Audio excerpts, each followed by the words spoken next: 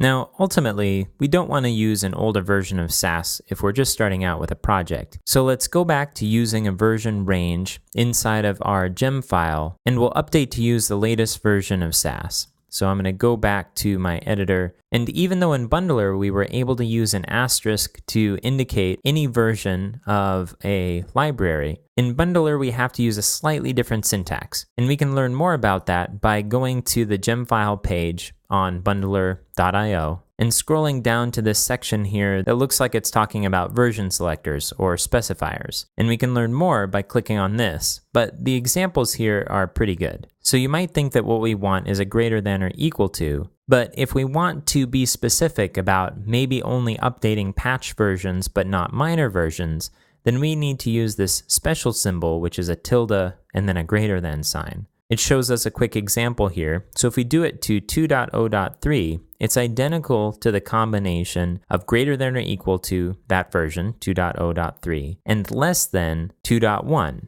So what that means is that we'll update to the latest patch version of 2.0. If we wanted to update to the latest minor version, then we could use the tilde greater than symbol and then just specify a major and minor version and omit the patch. And that means that we'll update up until the next major version. So let's use that symbol here. So we'll do it for Sass. We'll add a tilde and a greater than sign.